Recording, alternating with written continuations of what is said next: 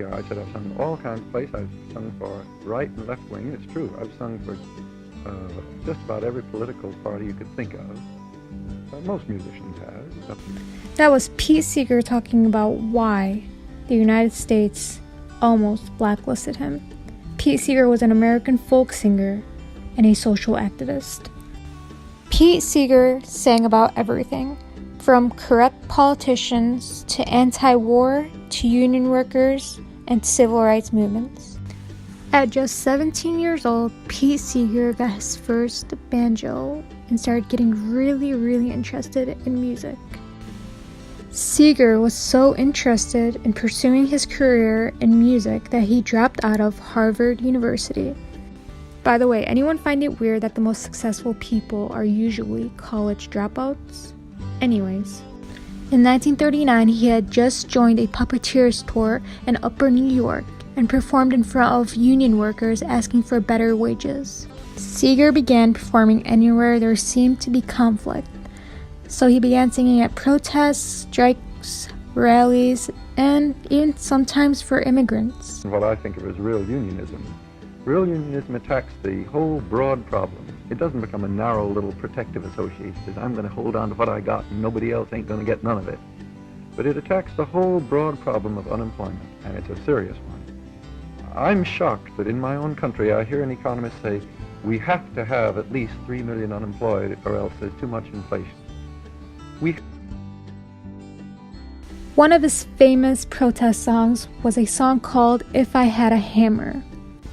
I'd hammer out danger, I'd hammer out a warning, I'd hammer out love between my brothers and my sisters all over this land. All over this land, I'd hammer out danger, I'd hammer out a warning, I'd hammer out love between my brothers and my sisters. The hammer in the song means power, or a metaphor to hammer out injustice in every form to make the world a decent and safer place. In 1940, Seeger created the Almanacs. It was a group of singers and songwriters joined to attempt to build a movement. The band consisted of Millard Lampell, Lee Hayes, Woody Guthrie, and Josh White. Here are the Almanac Singers' most famous songs. From all of you good workers, good news to you I'll tell. All I want, just food for my baby. Give to me my old job back. Was the president and his boys on Capitol Hill. Oh, Franklin Roosevelt told the people how he felt. We damn. But probably the most known song written by the Almanacs was a song called Talking Union. Want higher wages, let me tell you what to do. You got to talk to the workers in the shop with you. You got to build you a union, got to make it strong. But if you all stick together, boys, it won't be long. You get shorter hours. Now this song was literally a printout, step by step, on what to do when you're in a union, with lyrics like, now if you want higher wages, let me tell you what to do. You got to talk to the workers in the shop with you. You got to build you a union, got to make it strong, but if you all stick together, boys, it won't be long.